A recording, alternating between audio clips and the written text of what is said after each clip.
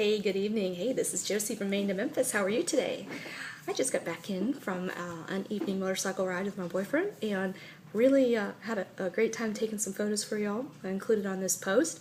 Took a photo of myself in front of Sun Studios, the recording service, and I actually had someone in there recording. It was really cool to listen to their music. Then we kind of took a little tour around downtown and took a few photos of Gibson Guitar Factory. They're getting set up for their blues ball. Our motorcycle group is one of the groups that that goes up and rides up to the blues ball, and we park our bikes out in front of blues ball, and so we kind of are a little bit of the entertainment up there. So it's a lot of fun to do each year. Awesome charity. Anywho, I wanted to put together a quick little video about my my little chance meeting with Watermelon Slim. He's a very famous blues artist, somebody who I hadn't heard of before a couple of years ago. And basically how we met him was that we went down to New Year's Eve ago, to Clarksdale, Mississippi. We stayed down there on the weekend, and we really, wanted to go visit some authentic juke joints, juke joints, or what they called them. And these places are usually holes in the walls. I mean, they're interesting, as you can kind of see from a few of my pictures. The one that we went to was called Red's Juke Joint. Now, Red's is very famous for having authentic blues bands. It is a small place. The ceiling looks like it's going to fall down on you. The front of the building's a little interesting. Couldn't believe we were going in there. It was a little scary at first, but once you sat down and started listening to the music, you understood why it was famous. It's a really cool place. So, Red will sit there, and the owner of the bar, he'll sit there and greet you. You got to bring your own alcohol, by the way. He doesn't serve alcohol there, so you got to bring your own stuff.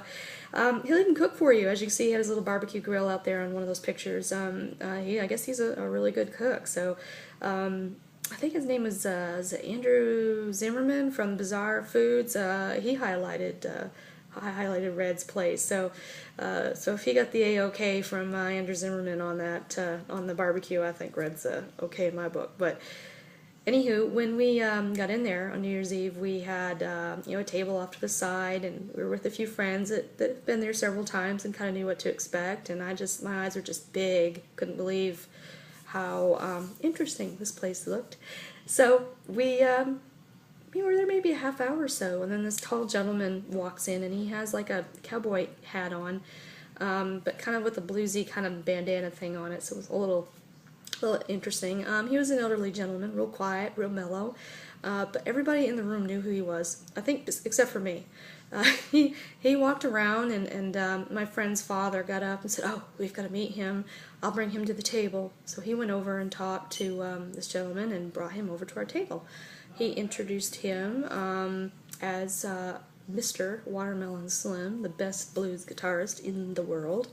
And I'm like, okay, yeah, right. And, Watermelon sat down and, watched a couple of sets with us. And then people started to realize he was in there, and they wanted him to get up and play. And so, the guy barely said two words when he was at our table. He just was real chill, really laid back, and from what I understand, that is his personality. But boy, when he got up there and started playing, the passion that came out of his fingers on that guitar was just, it was fantastic. And so after he played, he got up and he had a drink with Red, and then he left, and he was outside talking to some folks for a little bit. And so I decided, I'm going to do that cliche little thing, I'm going to Google this guy. Okay, who's this guy? And I'm looking on Wikipedia, and I'm looking on all these different sites of him, and I was amazed at how prolific of an artist this guy is. He's not just a blues guy that did something, 40 years ago and was kind of riding the fame of that. No, this guy is touring in Europe. He's collaborating with all sorts of young artists. I was going through Wikipedia, and I kept on scrolling down my screen, and it was just on and on and on. I swear there was over 125 entries of different things that he's done recently. So I was pretty impressed. I was like, wow, I just met Watermelon Slim. That's fantastic. I didn't even know who he was. So that's my Watermelon Slim story.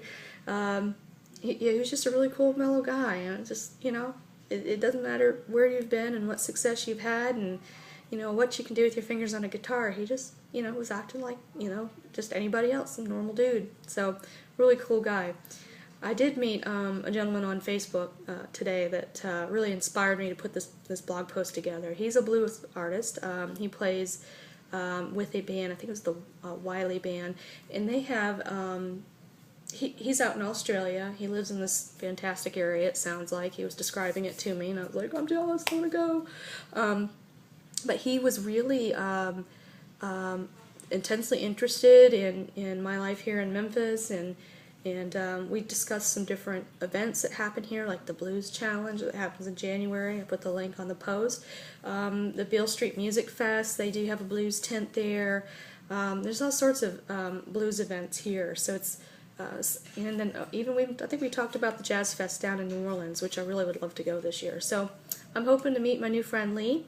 I included a link to his YouTube channel.